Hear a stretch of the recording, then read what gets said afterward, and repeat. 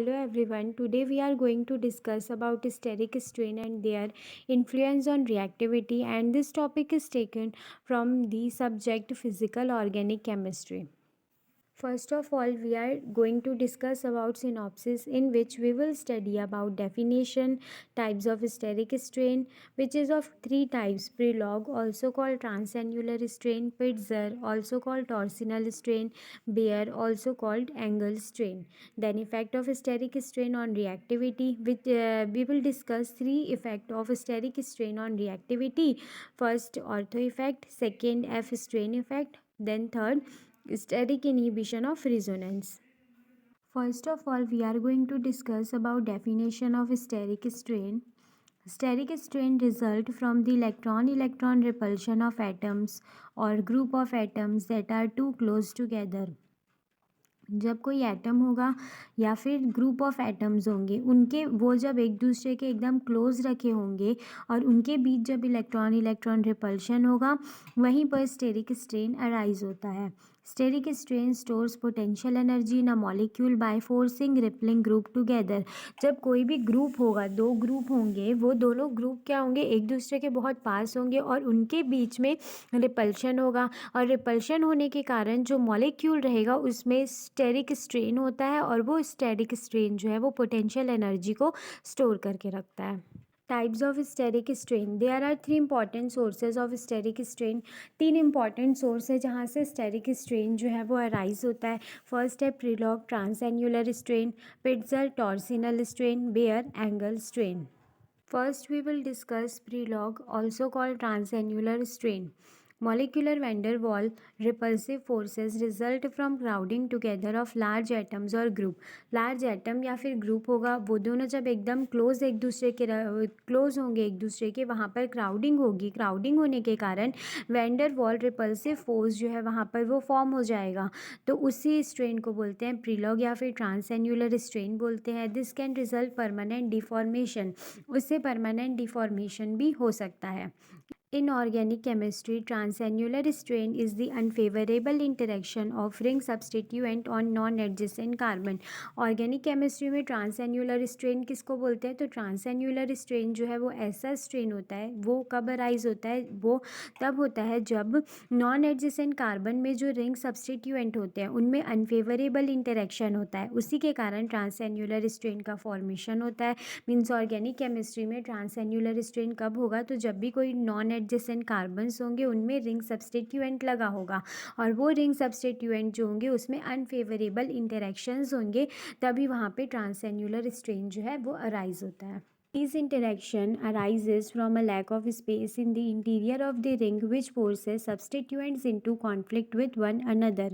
This interaction means transannular interaction. तो transannular interaction तब arise होता है जब ring में space बहुत कम होता है. मीन्स अगर कोई भी ring है उसके अंदर कोई भी atoms present है, उनके बीच में space जो है वो बहुत कम होगा, जिससे कि क्या होता है, दोनों के बीच में conflict, वो दोनों एक दूसरे के साथ conflict होते हैं. मीन्स वहाँ पर दोनों के बीच में रिपल्शन जो है वो कॉज होता है, और रिपल्शन कॉज होता है तब वहाँ पर ट्रांसएन्युलर इंटरेक्शन जो है अराइज होता है. In medium sized cycloalkenes which have between 8 and 10 11 constituting the ring, transannular strain can be a major source of the overall strain. Medium sized cycloalkenes होंगे जो कि जिसकी रिंग जो है वो कंस्टिट्यूट होगी 8 to 11 कार्बन्स के बीच में. मीन्स कोई भी रिंग होगी जो कंस्टिट्यूट होगी, बनी होगी 8 या फिर 11 कार्बन्स के बीच में, 8 9 10 11 चारों में से कितने भी नंबर के कार्बन से अगर वो बनी होगी, तो उसमें ट्रांसएन्युलर स्ट्रेन जो रहता है वो मेजर कॉज होता है ओवरऑल स्ट्रेन का. मीन्स अनस्टेबिलिटी का मेजर कॉज रहता है वहाँ पर ट्रांसएन्युलर स्ट्रेन. एग्जाम्पल ऑफ प्रीलॉग स्ट्रेन और ट्रांसएन्युलर strain. Cyclodecane in its lowest energy conformation to hydrogen responsible for transannular strain. Cyclodecane अपने लोएस्ट एनर्जी कन्फर्मेशन में है, जिसमें कि 2 हाइड्रोजन जो है वो रिस्पॉन्सिबल है ट्रांसएन्युलर स्ट्रेन के. क्योंकि वो दोनों हाइड्रोजन जो है वो दोनों एक दूसरे के एकदम क्लोज हैं, और वहाँ पे लैक ऑफ स्पेस, मतलब स्पेस भी वहाँ पर कम है, जिसके कारण वहाँ पर रिपल्शन कॉज होगा. रिपल्शन कॉज होने के कारण ट्रांसएन्युलर स्ट्रेन वहाँ पर अराइज हो जाएगा. Transannular strain can be eliminated by the simple addition of carbon bridge. Annuline is quite unstable, hence by the simple addition of methylene bridge between the 1 and 6 position, a stable flat aromatic molecule can be made. जब ट्रांसएन्युलर strain को किसी भी ring से हटाना है, means उसको unstable से stable करना है, तो ट्रांसएन्युलर स्ट्रेन को हटा सकते हैं सिंपल एडिशन करके कार्बन ब्रिज का, मीन्स वहाँ पे कार्बन ब्रिज का फॉर्मेशन कर सकते हैं।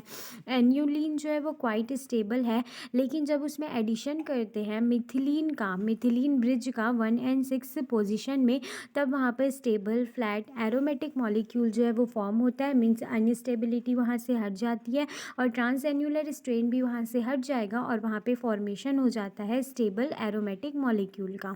Second, we will discuss Spitzer strain or torsional strain.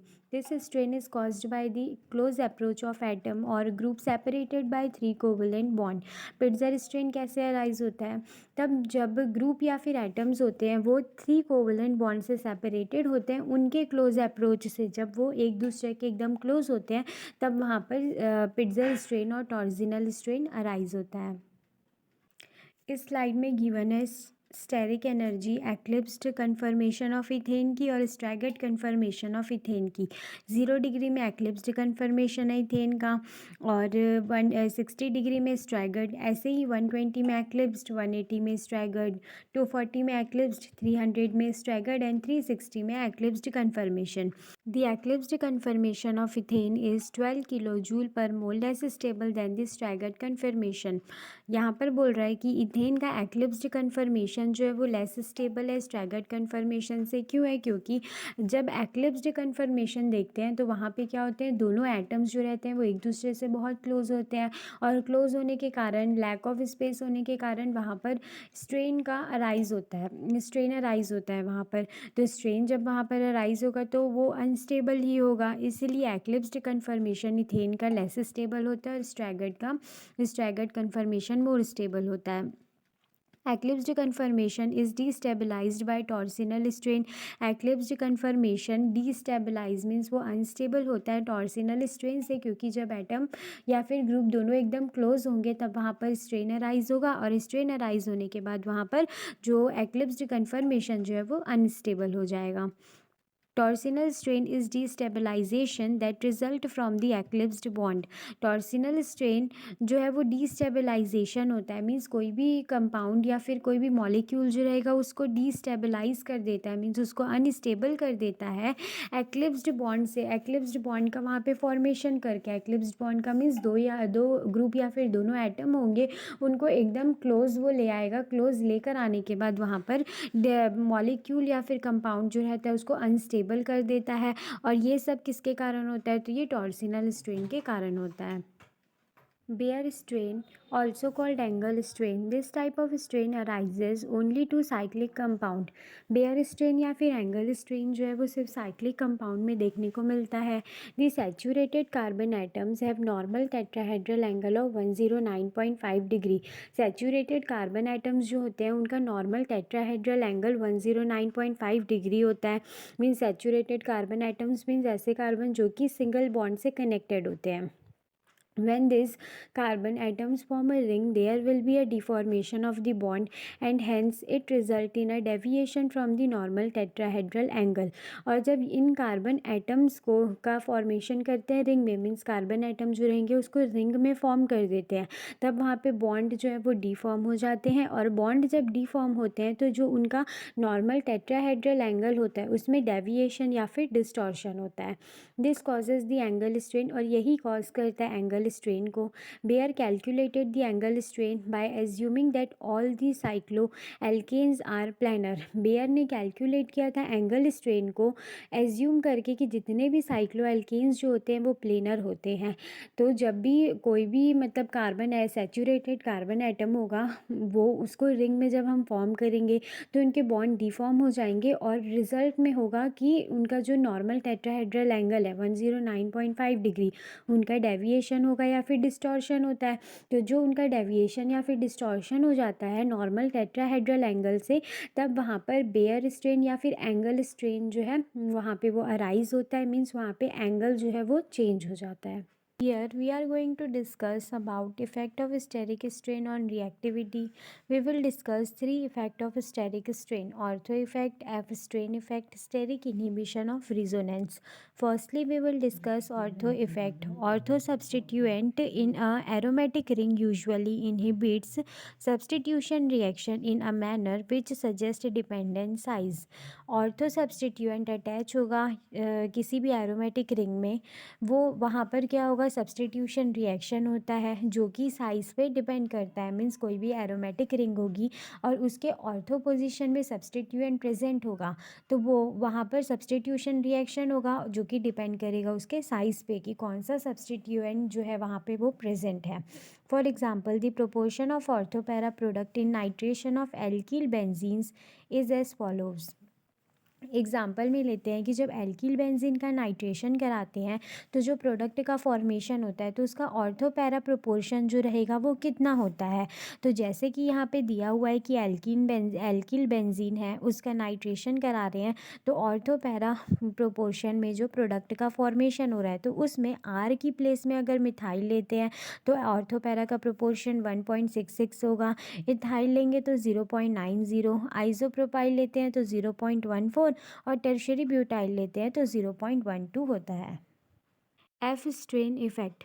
Nucleophilic substitution reaction are greatly hindered by the increasing size and number of alkyl substituent on alpha carbon. Equally large steric effect are found when the number of alkyl group on beta carbon. जब भी कोई alpha carbon होगा वहाँ पे alkyl substituent का number increase होगा और उसका साइज़ इंक्रीज़ होगा। जैसे जैसे एल्किल सब्सटीट्यूएंट का नंबर और साइज़ इंक्रीज़ होगा और वहाँ पर न्यूक्लियोफिलिक सब्सटीट्यूशन रिएक्शन होगा तब वहाँ पे स्टेरिक स्ट्रेन जो है वो बहुत ज़्यादा बढ़ते जाता है।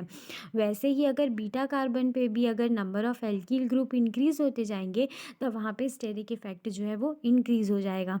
जैसे कि यहाँ पे दिया है सेंट्रल में, यहाँ पे कार्बन एटम है उससे C3H7 अटैच है, Br अटैच है, C2H5 अटैच है और CH3 अटैच है। इसका जब पोटेशियम हाइड्रोक्साइड के साथ रिएक्शन कराएंगे तो कोई भी रिएक्शन नहीं होगा। क्यों? क्योंकि जितने भी ग्रुप प्रेजेंट हैं, जितने भी एल्किल सब्सटीट्यूएंट प्रेजेंट हैं, उनके साइज़ जो है वो बहुत इंक्रीज़ है। जितने भी है वो सारे बल्कि ग्रुप हैं जिसके कारण अटैक जो है वो वहाँ पर पॉसिबल नहीं होगा। तो इसमें ये तो एफ स्ट्रेन इफेक्ट ये बोलता है कि जैसे जैसे अल्फ़ा कार्बन पे नंबर ऑफ़ एल्किल सब्सटीट्यूएंट और उनके साइज़ इंक्रीज़ होते जाएंगे वैसे वैसे वहाँ पे स्टेरिक इफेक्ट जो है वो बढ़ते जाएगा और वहाँ पे न्यूक्लियोफिलिक सब्सटीट्यूशन रिएक्शन जो है पॉसिबल नहीं होगा। Steric inhibition of resonance. Nucleophilic displacement at an aromatic center is facilitated by the electronic effect of nitro group in the para position. Aromatic centre में न्यूक्लियोफिलिक डिस्प्लेसमेंट रिएक्शन होता है जो कि facilitate होता है तब जब पैरा पोजीशन में जो नाइट्रो ग्रुप प्रेजेंट है उसके इलेक्ट्रॉनिक इफेक्ट से।